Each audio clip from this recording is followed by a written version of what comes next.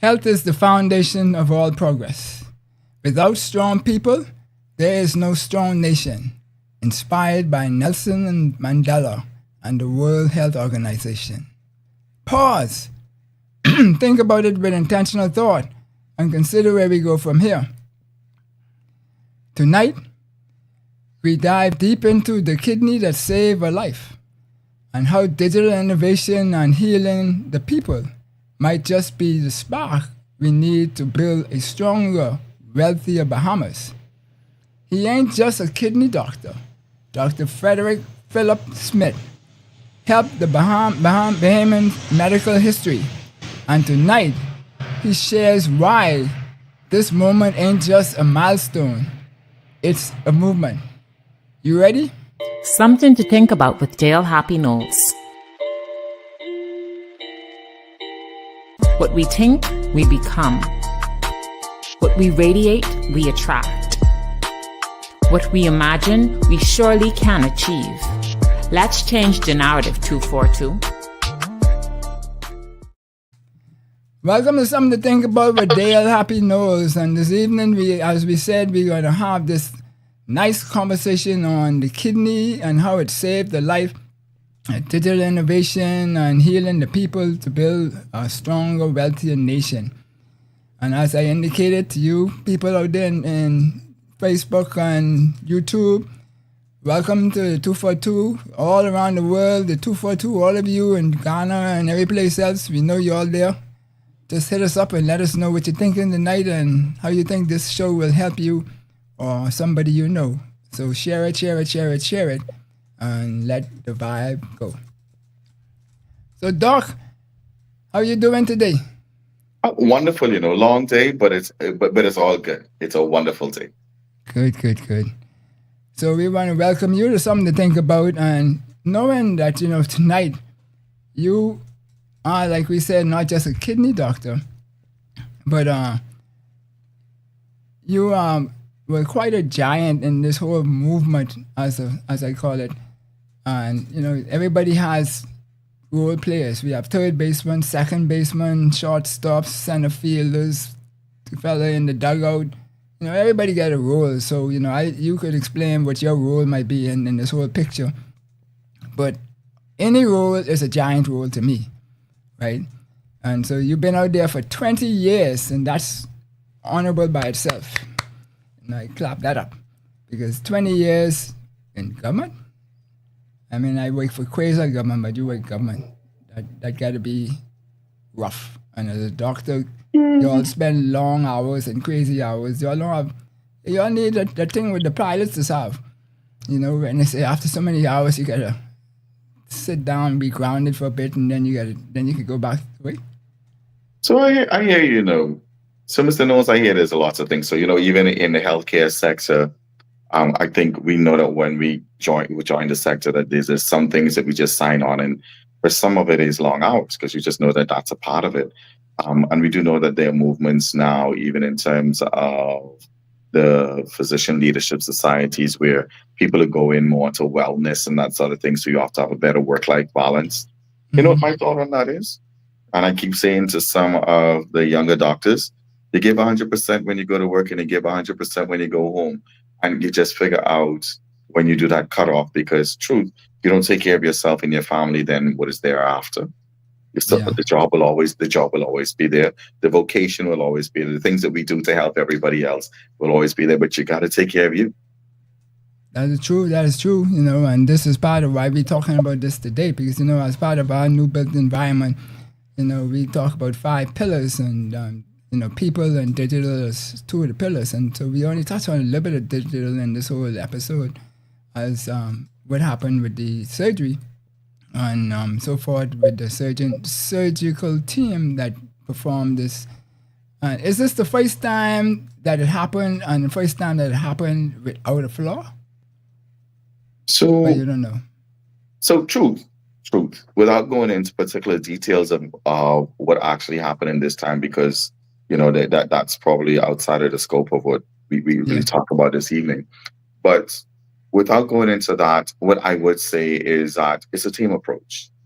So it's not just a surgeon, it's just not a nephrologist, it's just not a pharmacist, it's just not a nurse, it's just not an administrator, it's just not a patient, it's not just a psychologist. If you notice, and I keep going on and on, in order for something like this to happen, or for transplant programs period to work, it takes a multidisciplinary team. And Right. and as you say, everybody has their role to play, you know.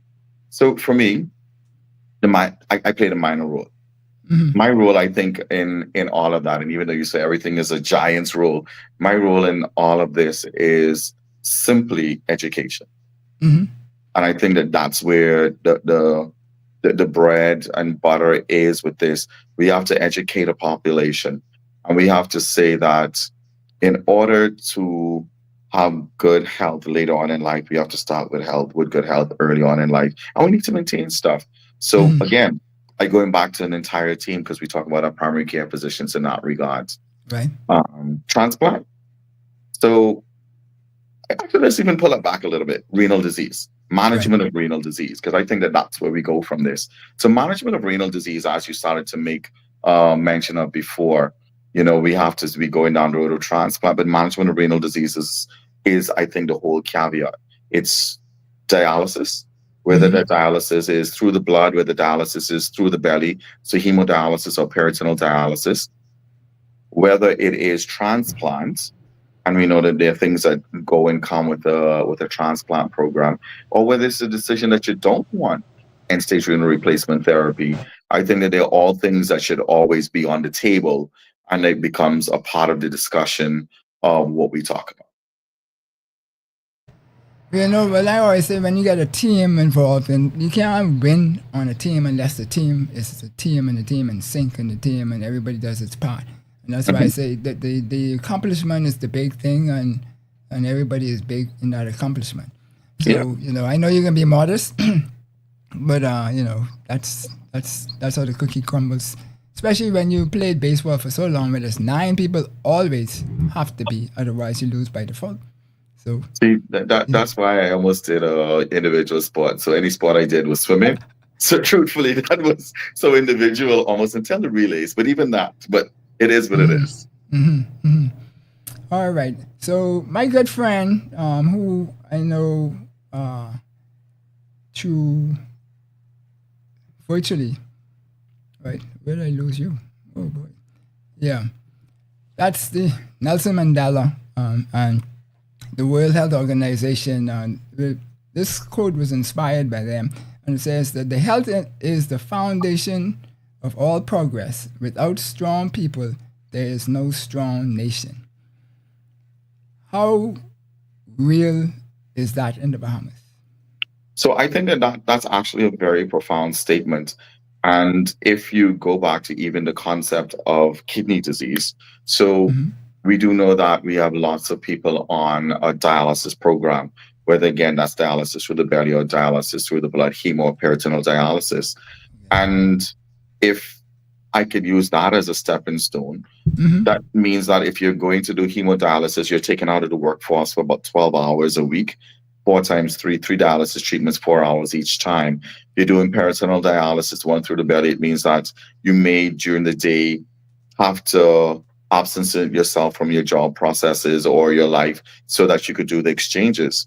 So we do know the concept of transplant, and we're going to push transplant. We're going to push transplant, and whether that is transplant, if you're talking about an organ being the kidney, whether that's heart transplant, whether it's lung transplant, whether it's liver transplant, bone marrow transplant, we do know that what you probably do end up with is a better quality of life. You have less loss of work days, you have more time with family. We do know that, like I'll use kidneys here, that some of the endocrine function goes off. Sometimes it's difficult to get pregnant when you're on dialysis because of hormonal balances and that sort of thing. And with transplant, those things come back. You're able to go to work. You're able to work your 8-hour day. You're able to get up and travel. You're able to do lots more. So I do think that we should be pushing towards more transplant in the population. And if we do that, we would probably have a more productive kind of view from this end-stage renal population that we have. Cool. Yeah. So you mentioned it'll be a better quality of life, and that's one of the key things that we like to strive towards here, and something to think about is having these conversations that is not normal, or not it's normal, but it's not a part of the normal conversation in the national narrative, so that we could either expose people to it or expand their thinking in the process. And so quality of life, everybody is hustling. As my son has a shirt that says God, family, hustle. That's his motto that he follows every day. And so, everybody hustling to have this better quality of life. But my thing is that one of the things we miss is that we don't seem to want to appreciate or to accept or to focus on the fact that it all starts from us as individuals. And if we're not healthy, then we automatically cutting down our opportunity to have the maximum quality of life that we can have. Correct. Correct. I mean, and I guess you could tell I'm the doctor by trade or by thought process. But think about it. You're not healthy. You end up with, or let's see, we have diabetes. Diabetes ends up with kidney disease. Kidney disease ends up on dialysis. And so truthfully, a lot of people say, oh, I can just go sit down on the machine and get dialyzed 3 times a week, 4 hours each time. Yeah. But think of the other things that happen with that. So one, we talked about you have loss of work time. Okay. 2, you have loss of family life because now you become at some points a burden rather than not. And then think of the medical things that happen along with that. When you start to have kidney disease, you start to have bone problems. So bones get reabsorbed because of the way kidney disease works or the hormones that are associated with that. The diet that's associated with that. You start to have more issues with your blood pressure control. You have to have problems with the amount of fluid that you're able to drink because you can't pee it out. Right. And again, I go back to transplant. A lot of those things and those problems go away once we're transplanted. Right. Again, transplant has its own risks, Oh, because for if sure. you're transplanted, that means that you have to take immunosuppressive agents for the rest of your life. And so that depends on what your matching is like or who you get your organs or you get the organs from. But that means that you take medication that have their own side effects. And then you have to then marry the risk versus the benefit, because some of those medication can actually cause your transplant to have problems. Yeah. Wow, right? That's So we crazy. have to monitor. Go ahead. So, no, I said that's crazy. So you need a real scientist to monitor, to navigate that and manage that for you. Yeah. So it's not just getting an organ. It's what you do to maintain the organ thereafter. So even beyond our team that does the transplant, there's a team that helps to prepare before, the team that does the transplant, the team that manages immediately after, and then there's the broader community thereafter. You have to be so mindful and so careful of what happens after, the risks of infection, the risks of rejection, the risks of neurologic complications, the risks of kidney function going off, and not just kidney function, but other organs as well, because sometimes the drugs have toxicity. So yeah, you got to be careful. Yeah, well, I hope you all find some bush medicine, because bush medicine to me is way better than the regular medicine thing. But you got to find the right dosage. Mr. Happy knows I am not on your run. I am not on your run.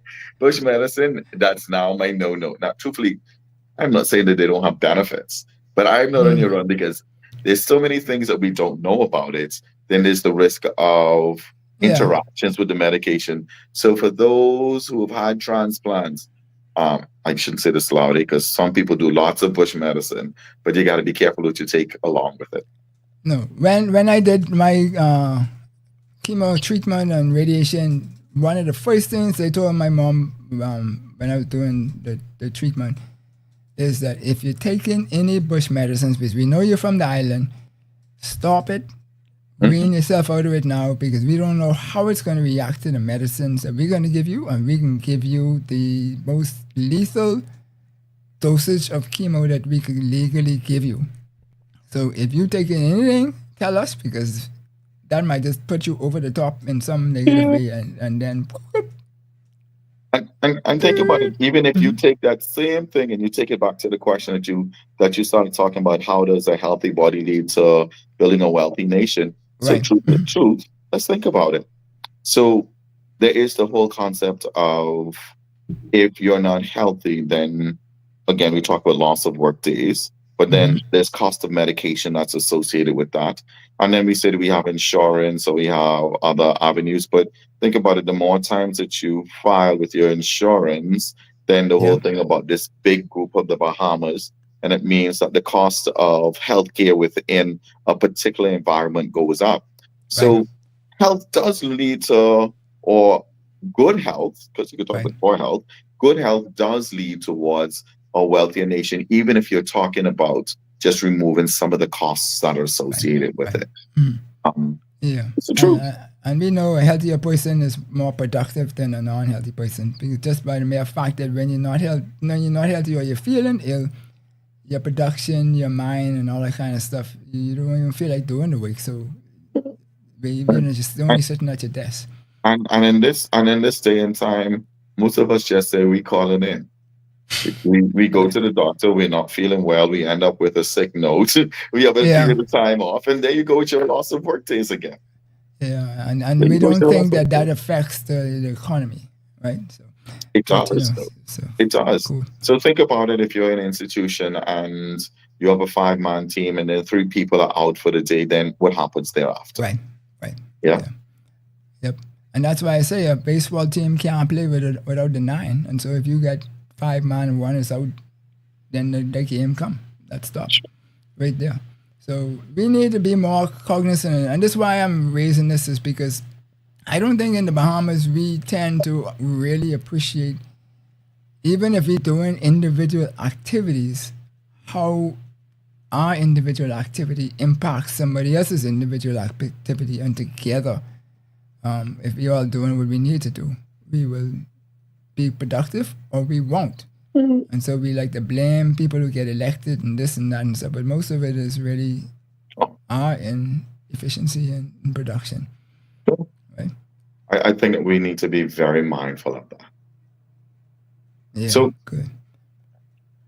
So the question on the table here is, how can a historic event like this kidney transplant help young Bahamians, being labeled as not so much the transplant itself, but the fact that it's the first and the this, and what does that help young people do to their dream or whatever else? So I think that whether it's young or old, because truth, there's almost really no age limit that we use for giving a kidney or to receive the kidney. I don't think that there's a hard and fast thing that we should hold on to that. But what it does for our young persons is it allows them to go back into life. It allows them to, as you say, that whole healthy milieu all over again. It allows them to get back into academia. It allows them to get back into their social life. It allows them to get back in their work life. It frees them up. It frees them up a good bit, and so that's the whole kind of thing where even you're talking about, if you don't do dialysis, if you don't get the transplant, 12 hours out of your week are gone already just for dialysis, and that's like a standard kind of dose. I think it's about self-esteem. It's about entrepreneurship. It's, you get the transplant and you were doing a desk job before, but you get the transplant, you become a little bit more lively as you start to feel better. Then maybe that person will be able to, and I'm not trying to give high-end jobs or white-collar jobs versus blue-collar jobs, right. But there's some of us that like fishing. And so with the transplant, you're not tied to the dialysis unit anymore. So suppose your thing is that you want to go out on the boat and you want to go ahead and you want to start fishing again. You want to be the captain on the boat. I think it allows a freer view of life or a freer movement. You want to start traveling again for the young person. So you know what it is to be on dialysis and then have to go off. So I think the average cost of a dialysis treatment when you go into a country that's not so far from our borders, it's about $500-$600 a treatment. So you want to go away for a week, that's $1,500 for 3 treatments, as opposed to I could pack up my Georgie bundle with my immunosuppressive agents Mm-hmm. and then go on a trip. So it provides family life again. Yeah. So I think that there are lots of benefits to young Bahamians in that regard. Yes, and that's from the patient point of view, and then from a observer's point of view, or entrepreneur, or those other persons. A lot of young people believe the Bahamas isn't real, and so we don't compete with other countries like first world countries. Today I heard on the radio somebody called the Bahamas, a Bahamian called the Bahamas third world, which I don't know where they get that from, but anyway. So, but wouldn't it, these type of accomplishments and expansions help people want to get involved in what's happening in the Bahamas? Yeah, I think it should, and it should allow us to open our opportunity. Like, so forgive me, I know we're not supposed to talk people's individual stories, but I have a patient who had a transplant even prior to this, Mm-hmm. and she talks her story all the time. She spent so much time in the hospital because she was always having this complication or that complication. Dialysis isn't going well, and this wasn't doing that. And truth, she ended up with an issue where, and she talks the story all on her own, so it's Mm-hmm. free game, where Mm-hmm. she kept having difficulties with her vascular access. Right. She's had her transplant. She's gone back to preaching the gospel, but she never stopped preaching the gospel more than, but Mm-hmm. she's gone back to feeding populations. She's gone back now to even being an advocate or a champion for a transplant. It's no excuse. I mean, it's just there. It's the benefits are there. Right. Awesome stuff. So what role does healthcare innovators play in shaping the new built environment in the Bahamas? And we talk about new built environment, it would be that environment where we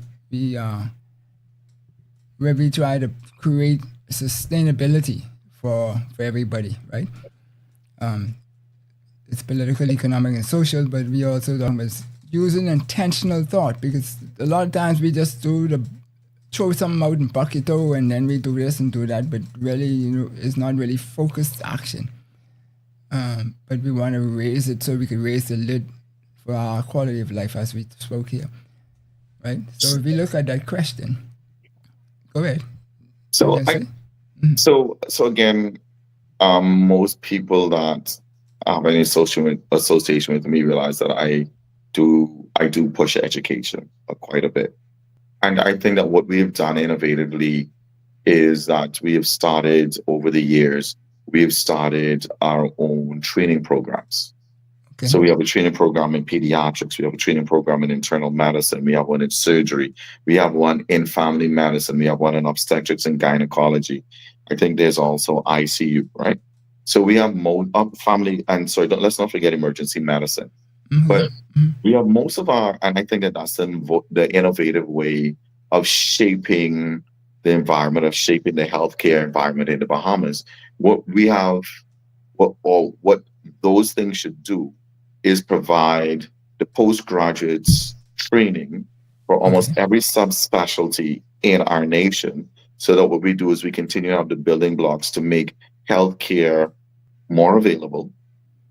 Cost is a different factor, so I'm not sure about affordable, but we talk about affordability. We've made healthcare more portable, because you're seeing more and more in terms of the other islands, or our family of islands, where we have post-grad trained people that, if not directly on island, but post-grad people that are available at all times. And I know that there are quite a few doctors from family medicine that travel from island to island that are post-grad trained, so they should have raised the standard of healthcare and put us in, and like how you use that term a little earlier, and I kind of cringed that, because people say we third world. What it's done is it's built us to a higher level and a higher standard. And I think that's the innovation of it. And again, kudos to the primary care base. Right. Because as we said earlier, the health of the nation is the wealth of the nation, so to speak. And if we get better primary care with better screening and better treatment lines, Mm-hmm. then we should see the improvement in our wealth because we see the improvement in our health. Right. Well, that's a good connection because everybody wants a little bit more Absolutely. in so much way or form, right? And in this day of time where there's telemedicine, so lots of people are doing telemedicine. So you can see the specialists at the time, whether that is a voice call, whether that's a video call. There's Right. no reason why our standard of health should not be better. So we can continue to build on that so that we can become, because I always feel that there's no reason why, when I came back from MD Anderson, there was no reason why we could not create that type of environment in the Bahamas where we become a specialty for hub for certain medicine areas, right? Mhm. And whether it's, I know you don't want to talk about the bush medicines, but that's the industry by itself. So people can come and go to the retreats and what have you, and then you can come. Let's be real. That's what people are doing now. I can't push the bush medicine too much. Not No, that I know. I'm anti-bush medicine, but I just don't know enough about it. And I Right. do know that so I hands up in the air. Tell people that Right. all the time. I'm not telling you no. It's just that I'm telling you I don't know enough about it. That's a good answer. I like Yeah. that answer. I just walk out the doctor's office who tell me this can't work, that can't work, that boom, boom. Mhm. So anyway, so from your lens, what mindset shift do we need to spread in our country to connect medicine, digital innovation, and wealth development across the Bahamas? So from my lens, I think that one, I know at one time there was a whole lot of investment in talks going to UWI or University of the West Indies for medical school. I know recently there was a big debate whether we have enough physicians, whether we don't have enough physicians. I think that one, from my mindset, what we can do is say for a while we don't have enough, just simply because we have the Commonwealth of the Bahamas spreading from all the way up north to all the way south through all of the water and stuff. I'm not sure, or the transport, I'm not sure if we could say that we have enough physicians. So I think the first mindset is that we probably need to train more. Secondly, I think that we now need to navigate this mindset of the way we treat our physicians. Mm. And then if we treat our physicians a little differently, then maybe we will get more physicians into the system. And then I think it goes back to what I started to speak about before. So we have Ackland and Meguan, and I know that there are clinics down there, but what they do is they share physicians from what I understand. And I may be wrong with that, but I think that they share physicians. But I think with technology, whether it is that when we're doing point of service, we could even now train, what do they call it, advanced healthcare workers. Mm-hmm. And they may not be the physician that is there, but we could train advanced healthcare workers that become and train them as technicians to help us deliver some of the care that we need to do. So if you need an ultrasound, we could probably train somebody how to do those rapid ultrasounds, even if it's under the guise of a physician watching over and saying, okay, move a little to the left, move a little to the right, or let's redo this image. I think that there needs to be a whole lot more of the telemedicine that we need to do, with the understanding that the telemedicine is still the physician's time. Yep. The telemedicine is still the physician's expertise. I think that we also, and I think a lot of it happens already. We jump on a plane and we go from one island to the next. So we need to build infrastructure. And I think one conversation that somebody was having over the weekend at a gathering that I was at, they started talking about how come we can't have the underwater tube that goes from Nassau to Andros or Nassau to Freeport or Grand Bahama. I think if we start to build infrastructure a little differently, then we should be able to increase our response time. We could increase our access to it, the portability of healthcare. And I think that all goes back into wealth because call a spade a spade. Healthcare has a cost. Yep. And Healthcare has a if I cost. remember from Dr. Sands' comments when he was minister, it was up in the 400 level. So it's probably a good bit more than that now. And the reason why maybe a good bit more than that now is as the years have gone on, then we've also changed the way we do things. So we've gone from kidney transplants being kind of open to using laparoscopic equipment. Right. We have gone from one generation of a CT scanner to another generation of a CT scanner. So the reality is if you buy new equipment, then there's cost for that. Cost for that, yeah. Absolutely. And I guess what we could never forget is, since we're talking about being able to travel between islands, but the world is our stage. So there's lots of places in the world now that are doing medical tourism. Yep. Why and that's can't why we I was be saying we should be for- doing that, right? Yeah. You know, and in the 2000s, when I was at the company in Blue, we did what we call a voice of the customer, and the whole purpose of that was to show or showcase what our network was capable of doing. And so we did video conferencing from all the way from Inago all the way up to the Bimini and show people the quality that you can have. And so all you do is you step that up a little bit more, and you could do all kind of telemedicine over that type of data network. Yes. That could cut down a lot of the cost of travel and time and response time and all that kind of stuff. So you could then have money to spend on equipment. Absolutely. But that takes a mindset shift. Cool. All right, so folks, you're watching something to think about with Dale Happy Knowles, and if you have questions, comments, or just want to say you're happy that we are happy, that Very you happy. can do that too. Yeah, cool. Just hit it in the post, and we will endeavor to try pull it up, and Doc will answer the questions, because I am no doctor, even though I might be a student on YouTube.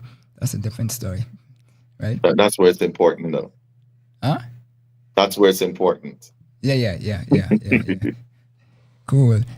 So at least it gives you a background as to what to ask the doctor when you go to the doctor. So you don't have to talk in French to you. And truthfully, that's half the battle, you know. Half the battle is knowing the question to ask so you can get it answered. Right. Cool. Okay. So the symbolism, the public health, etc. For what those, let me see. For those who may not know, what exactly does the kidney do, and why is it so critical to the human life and optimal performance? So the kidney performs lots of different roles, and I guess the thing that we most associate with is excretion. So what it does is it gets rid of some of our waste products, and I think that's a big part of it. It gets rid of our waste products. But truth, on top of that, it actually has other functions as well. It's responsible for a bit of bone metabolism, or the way we form bone, or simply because it gives a hormone that converts your inactive vitamin D to vitamin D. And so that causes absorption of or release of calcium. So there's that. It's responsible for the way we build our blood counts. So we talk about a thing called hemoglobin, and the normal hemoglobin is going to be somewhere between 12 to 14 to 18, if you're talking about females versus males. And so if you don't have erythropoietin, which your kidney helps is associated with in its use, then your hemoglobin will drop. Right. What else? Something as simple as if your kidneys aren't working, you can't pee. And if you can't pee, then that means you build up in fluids, you build up in toxins. And with those, hence why we have dialysis patients or we have patients who don't pee, drink too much, and then they get short of breath. So true, it has lots of functions. It's one of those essential organs to the body, which is why I think it's so important to keep your kidney health, to drink water, make sure you don't develop diabetes, because diabetes is going to cause kidney problems. Control your blood pressures and the salts in your diet because hypertension is going to cause kidney problems. Don't do one of our favorite pastimes, drink too much or smoke too much. Why? Because drinking and smoking may cause kidney problems. So if we look at a lot of, even in terms of our gymmers, so you have to be careful and you have to lift weights and that sort of thing appropriately, because if not, you get the muscle sprains and you start taking the medication, the pain medications, and pain medications can cause kidney problems. Right. Yeah. Cool. So what do we get wrong the most about these kidney diseases, etc. causes? Lifestyle. You mean like going to the club every night and stuff like that, or? Well, the Bahamas made a good bit of. The Bahamas made a good bit of wealth on the nightclubs in the past, eh? And still, right, yeah. Mm-hmm. So, lifestyle. So our lifestyles have become more sedentary. Our lifestyles have become more fast food based. Our lifestyles have become very high salt in terms of flavor because we don't like a pot that ain't seasoned right. And let's face it, a lot of the seasoning in the pot is salt. Right. Lifestyle. We jump in our car, we drive to work, we park in the closest spot to where we could get in. We do the least amount of walking during work, and we think that if we walk and do a couple of stairs, then that's the entire extent of exercise. But I think that becomes a part of it. I think that the biggest thing that we could do differently is lifestyle. Cool. All right. So lifestyle is important, people. We always talk about balanced life. Work-life scenario. By the way, the good fellow upstairs, the first instruction he gave man was to work. So don't mean that you're supposed to stop work. Just balance it. You should eat bread. Yeah, that's why he said Sunday or whatever day you pick should be a Sabbath. What is the most wrong? This one, right? So, how can a better kidney health literacy lead to stronger, more productive population? And without sounding like I'm being repetitious, if we have better health, our wealth will be better, or we have a better productive life. Because think about it. But the literacy of it, how people become more aware or the process. I think you're big into the literacy part, right? Sure. So in terms of literacy, I think it is reading. Okay. I think that it is shows like this. It's the things that are in our churches and our schools. I think there's always that component of general population education. And I think that every time you hear it, then a little bit more sinks in and you do it a little differently. So even from a physician standpoint, I think that's why the literacy of it or the reading around it or the knowledge around it comes in with senior physicians more frequently, because every time you go to your primary care, we check and we ask the questions. And we say, well, are you doing this? This is what your weight was last time. This is what your weight is now. How do we do this differently? And, we call, and forgive me, health literacy. So we talk about weight. In the Bahamas, we talk about fluffy and fluffy being good, right? But if you go back to the literature says that a BMI greater than 30 or 28 or above, 28 to 30 is overweight. So that puts most of us in an overweight category. Knowing that the overweight, so again, literacy, knowing that the overweight very quickly flips over to obesity. Obesity is going to cause damage to the kidneys. So again, we need to start giving that literature out from people, our kids, from our children. Right. The health literacy. Oh, Mr. Happy knows you just made me think about it all over again. So health literacy. Let's start reading cans. Let's start reading cans. Cans. CANS. Yeah. Okay. So let's start reading the health information on the cans. Let's start reading the health information on the containers that we buy things from the food store. In some jurisdictions, if you go into, again, I think this is a good part of health literacy. In some jurisdictions, if you go in to the fast food places, you see on the board that this sandwich has 500 and something calories. I throw this one back at you. how many calories do you think is appropriate? So this goes back to health literacy again for the average 70 kilogram male. Would you do? Kilogram. Listen, man, I ain't been to school in London. I might be an engineer, but I ain't calculate all right. So 70, I think that's about 170, 180 pounds. So 140 plus or minus some, so 150, 160. Oh my, is I 165? Anyway, I was 165. 2 point. So 70 times 2. Anyway, the bottom, how many? I think it's going to be somewhere around, I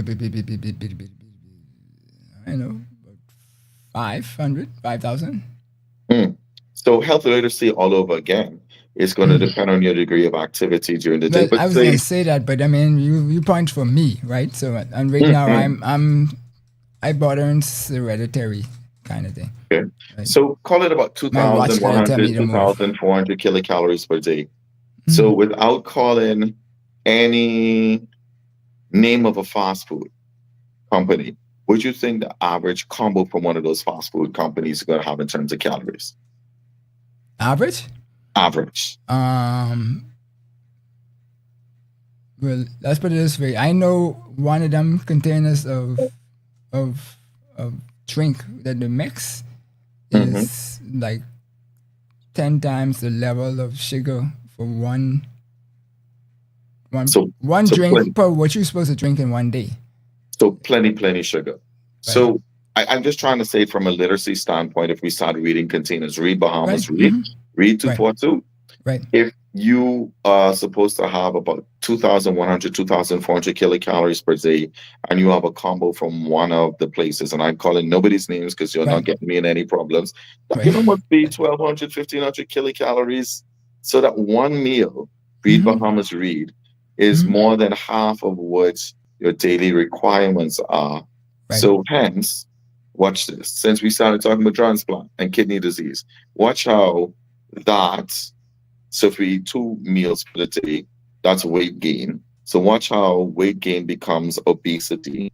Obesity becomes kidney disease. Kidney disease becomes kidney failure. Need for renal replacement therapy, which is either dialysis, transplant, or nothing. Ends up on dialysis because there's costs associated with transplant a lot of the time. And then you spend these exorbitant hours, take away from population, and then want to do transplants. And then with the cost burden for transplant there is thereafter. Yeah, well, I don't see I'm going to have to bring you back because we ain't halfway through my questions. And we ain't get to the people questions yet. But so let's get to a people question now. So I think Donald Roker is saying good evening. And the recent transplant gives hope, etc. Ongoing dialysis. And the fact that it was a public initiative is monumental. So my question to this is there a super opportunity for the private capacity to get involved in some of these things that government has been pushing for years or carrying the load for years and really catapult the Bahamas to higher heights? So there you go. Mr. Happy Knows putting me in the hot seat all over again. Oh, sorry. But we talking about the capacity, but you know. So let's do this. Let's do this. So I think that there is a great opportunity to have public-private partnerships, and where the public has a program, private has a program. I think that it's great initiatives across the nation. And Sister Roka, I see you, appreciating you. But I think that it is real. It gives hope. And whether this is a kidney transplant today or a pancreas transplant tomorrow or a kidney and a pancreas transplant, I think it gives hope to our people. There's another way outside of this than dialysis. So if you go along the right roads and you do the things that you're supposed to do, truthfully, there's a cost to patient as well. And I'm not even talking finances. What I'm talking about is doing the right things, your lifestyle changes, taking your medication, controlling your comorbidities, becoming more health literate by reading containers and calorie counting or carbohydrate counting to what your diet is supposed to be. I think that this is the way forward, and I think it's what we should be pushing. We should be pushing the health of the people is the wealth of the people, Yeah. and being on dialysis is not necessarily the health. Albeit, I am not knocking dialysis because dialysis is life saving and then life sustaining. And a lot of people will need that dialysis as a bridge before a transplant becomes available. But I think that there are multiple opportunities. We must look at public, we must look at private, we must look at in our environment and even outside of our environment. Right, cool. And so as we segue, not segue, but once we link the private and public for partnerships, etc., and even just private, I'm thinking there's all kind of things that go on in the background, but in the forefront, in terms of like policies, etc., to incentivize. But how is digital technology already transforming renal care in the Bahamas, and what more could be done? And I guess we're talking about it because we're assuming that the private people will come with their money and get it done because government only have us so much. And otherwise they can take it from us some more. Right? That's what they do. I don't want that to happen. You have conspiracy theories inside there. No, the government, when they run out of money, then they just tax us. And so, I mean, the money comes from our pocket.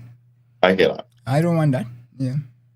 So how do we use digital technology? So I will say one component of it, even if this is just monitoring. Okay. So we do know that in the renal environment or the kidney environment, even if we were talking about the dialysis units and also I'm drawing reference to here, there's already technology that becomes available for transforming, for monitoring. So we can actually link our dialysis machines to the almighty server or the almighty cloud. Right. We can have digital representations of what's going on to the circuit where the doctor and the nurse can monitor the patient's from a distance. Right. Put in orders, change the way that the settings are. So I think that was one of the great new things that came up, and it's not as new as I'm making it out to seem because it has been on for a while. Right. And then also, so the other thing that we typically do a whole lot when we have kidney problems is we have to figure out why you have the kidney problems. And so one of the things we do are kidney biopsies. And the kidney biopsies are usually read manually by the pathologist. But guess what? There's even AI or artificial intelligence that is starting to read kidney biopsies. So they give you sharper reads, because if we're looking for a stain that's colored blue, the blue is a little brighter with the artificial intelligence. It's picked up a little easier. So we are doing, I think that there's lots of stuff that's happening with kidney disease with artificial intelligence. And I think that is going to be a part of the revolution, or the part of the revolution of how we take care of kidney disease. Cool. Ms. Charlton saying, good evening to you. Good evening, Madam Charlton. Always a pleasure. Got stars, man. Stars on my show. Cool.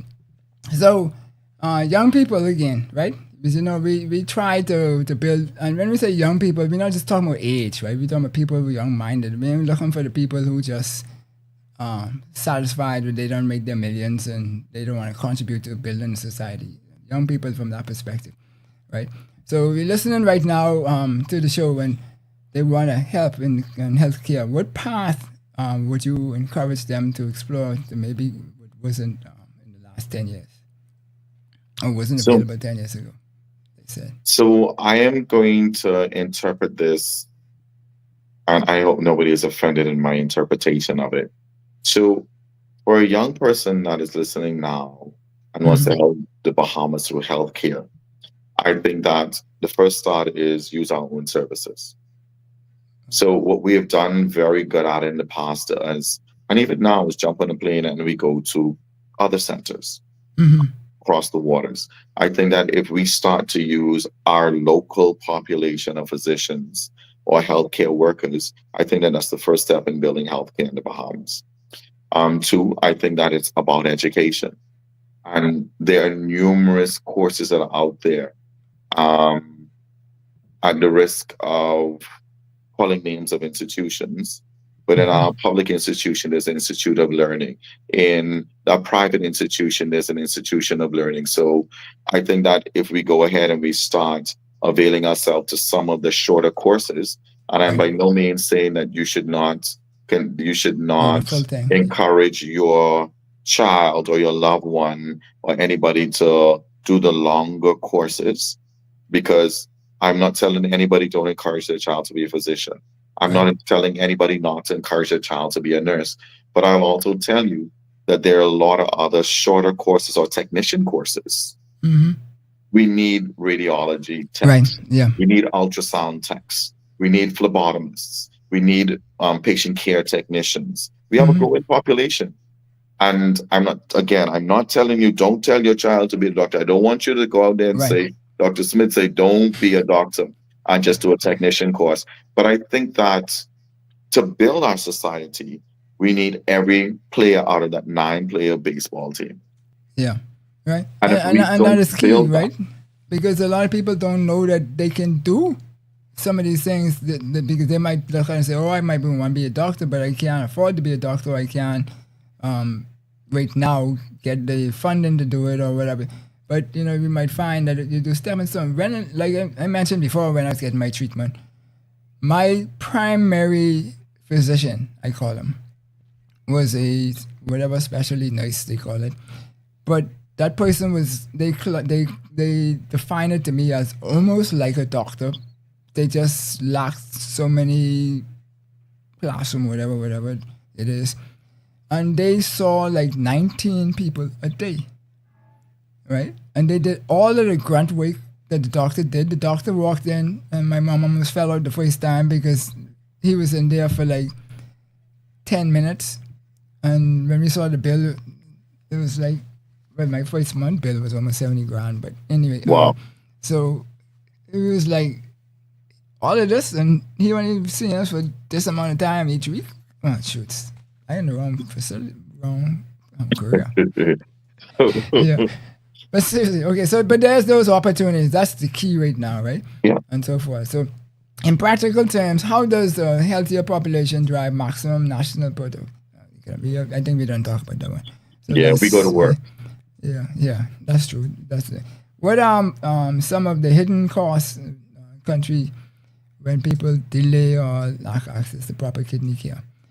Is there a hidden cost, or we already speak to that? So I don't think that the cost is as hidden as you think it is. So dialysis. So when you have abnormal kidney function and you end up with your kidneys failing, albeit there are 5 stages of kidney disease. But when you reach the stage 5 with failure of your kidneys, the cost is not hidden. The cost is dialysis. But I guess there are some costs, some hidden costs. Sorry, I like that. I like this question. So we talk about the cost of dialysis all the time. But and I think that when they talk about the cost of dialysis, they talk about the straight up cost of the treatment. But we don't so much talk about the hidden cost of nursing care. We don't talk about the hidden cost of physician care or physician oversight. We don't talk about the hidden cost of medication. We don't talk about the hidden cost of just consumables. So the amount of gauze and tape, mental support. Oh, absolutely. Because there's a huge cost to the family members, right? Yep. So kudos to all of the family members that take care of dialysis patients. We congratulate you and well done for the job that you do. But you know what it is, and we're going to say it's our job and our pleasure. But you know what it is to wake up 3 times a week to drop somebody off to dialysis at 5 o'clock. They come back for them at 9 o'clock. And then you got to take care of the children. And then you have to go to work. And then you have to be there back and call because, I don't feel good today. Well, and truthfully, I know it is to drop them to swimming at 5 or 6 o'clock in the morning and pick them back up and this and that and stuff like that. And that was because I my choice. But you talking about people who really don't. I mean, everybody got a choice, but the person who is getting the treatment really will suffer if somebody didn't make that sacrifice. And so that's like you say, that's a cost because that's 2 set of people who are not being as productive as they can be. In helping us build this nation to the strength that we need to do in order to get the $100 billion economy. Right? Sure. I think about it. Suppose everybody has value in this ecosystem, right? Absolutely. Right. Absolutely. So suppose suppose you're one of the generation where they only had one or two children, right? Right. And the parent now is on dialysis, and the daughter is a school teacher. Right. The daughter has her two children. She got to go be in the schoolyard to accept everybody else's children, Yep. teach them and be frustrated all day. But in the middle of the day, then they have to go run back and pick up mom or pick up dad, take them home, make sure they have a caregiver. So an Yeah.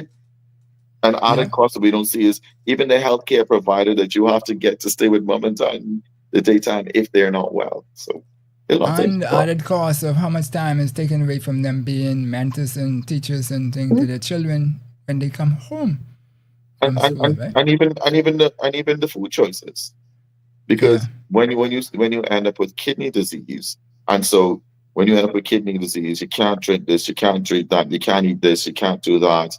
This is what you're allowed. You have to now have less potassium, less phosphorus. You can't have the starches. Sorry, not that we should be eating starches and rice for breakfast all the time, but you can't have it because of the phosphorus content in it. Oh, I'm thinking about the tomato paste that we put inside this meal. So there are hidden costs, even if it's just the luxuries that we have.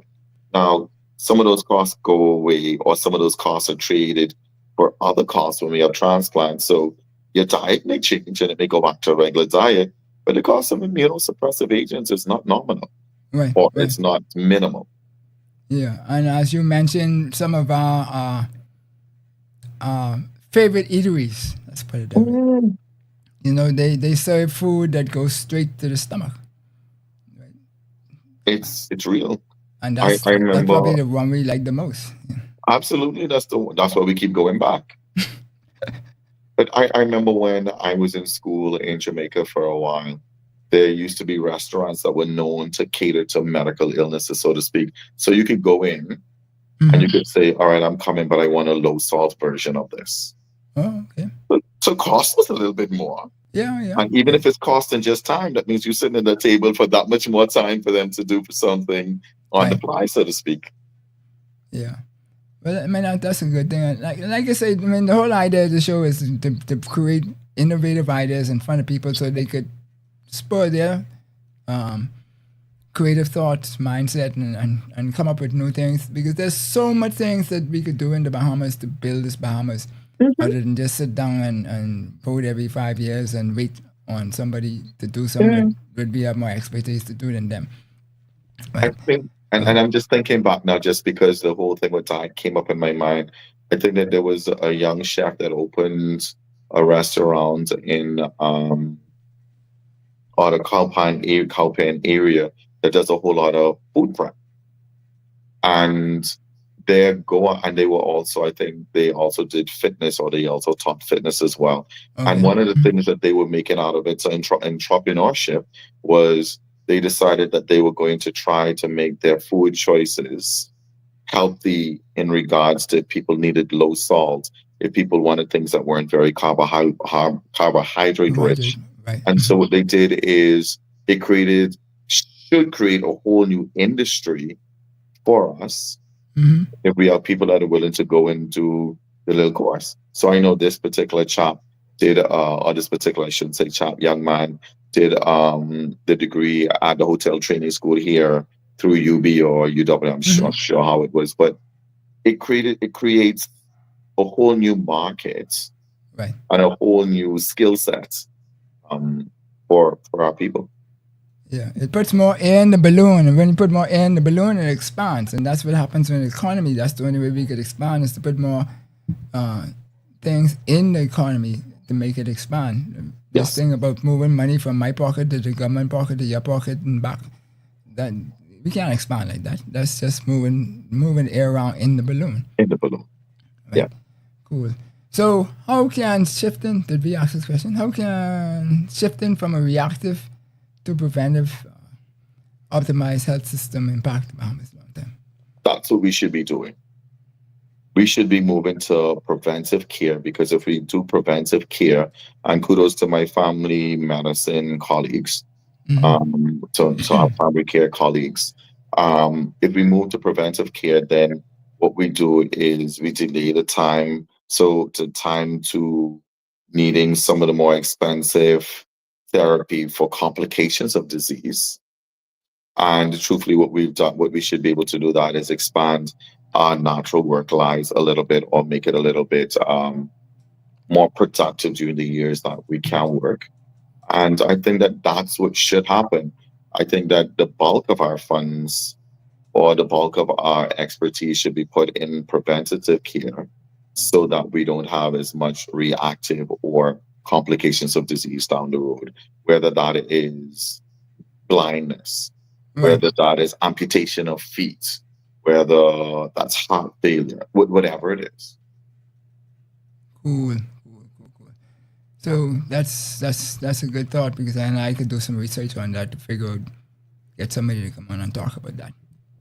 So, So, do you see national investment in things like dialysis centers, transplant readiness, and telehealth? We talk about telehealth as infrastructure spending, same as roads and ports. so true for all If they intents don't and fix the road purposes. now, what you mean? We don't want to follow that road. We want people to Please, spend the money. Yeah. for all intents and No, seriously, purposes, they we're fix the doing road. that We just don't already. fix it fast enough. Yeah. Yeah. Mhm. But for all intents and purposes, we're doing that now. So, do we see national investment in things like the dialysis centers, transplant readiness, and telehealth? So, would you think our public health services? Right. Yeah, but that's public. Yeah. Yeah. So I don't know if the person who sent this question and was thinking it was more private. I would think they were talking about private, maybe. I don't know. So, But maybe I'm if wrong. we Yeah. if we talk about private investment into centers and that sort of thing, there's lots of private investment in terms of centers now, whether that's open to the masses, whether that is people have shares in it or not, Right. different I story. got you. Yeah. But Hmm. I do think that there's already that model, because there are healthcare institutions in the Bahamas that that do public trading. Mm. And so you can buy shares into the institution, and whether it's into the dialysis center or the telehealth or infrastructure itself, I think that they have common shares, if I'm using the term correctly, that you get into the institution itself, and you get dividends off of whatever Right. that then entitles you to. So I think we are doing this already. And I do Mhm. think that we are more than I think we're more than open to say yes. I think people will take investment, or people will take donation. I careful how I say donation and investment at the same time, but you just have to do it in the right way. So even in our public institution, there are ways of making donations. We just have to go through the right channels. Right. Yeah. Yeah. Well, I always tell people that, and people tell me, yeah, you know what channel I can go. But I tell them that's because you didn't do the right channel. That's all. Right. We just have to do it the right way. We just have to Yeah. do it the right way. So in a global economy where knowledge and creativity fuels growth, how does health optimization give young Bahamians a competitive edge? Mm. In a global economy where knowledge and creativity fuel growth, how does health organization give young Bahamians a competitive edge? Optimization, yeah. Optimization, sorry. So if I take this back to a medical concept, so with if you control health, and if you look at renal disease for instance, there is an association with decreased mental health, or sometimes the dementia that is associated with renal disease. Mhm. So there are some medications that they say, I think there were things that were aluminum based or that sort of thing, that will worsen the risk of bone disease as well as Alzheimer's. So there's a risk towards that. I think that there's also known some use of cannabis at younger ages, or before the age of 18, that put at risk of cognitive decline. So what I would say back to this question all over again is, if we optimize health in our younger persons, then we have less risk of some of that mental or cognitive decline. And by doing that, it keeps us on our toes, and it offers us a competitive edge. Outside of that, I will still make it a boast and be proud that we're bright minds. And if we invest a little bit more in our bright minds, and I know there are lots of scholarships about, there are lots of grants, but if we do that and then we create competitive salaries coming back, then truthfully, we should have more young Bahamians coming back and then putting back into the environment. And then if I don't want to be so narrow-minded, that means that I think that we are giving young Bahamians a competitive edge, even if they don't come home, because a Bahamian that goes off and does great things is still a Bahamian. Right. Okay. We just have to figure out how to filter that back as the Bahamian, as opposed to just this young man over there that's doing well. Yeah. And I always tell people that even when the person is away from the Bahamas, they're still a part of the 242. All that is building wealth and equity that's going to be shared through cross-pollination of conversations, etc. Information circle. I think about it even in the medical system that I'm in. We have a Bahamian young endocrinologist who's written books already. We have one of the obstetrician and gynecologists in our institution who's written books already. So you could go on the internet and find Bahamian medical authors. Right. Yeah. Cool. Well, Doc, I asked you plenty questions, and some of these other people questions, but is there anything that we didn't cover or that you wanted to elaborate on that you would wish to share with the public? I think what I would like to share with the public is something that we said many times over and over again today, that the health of the nation is the wealth of the nation, and we should invest in our youngsters.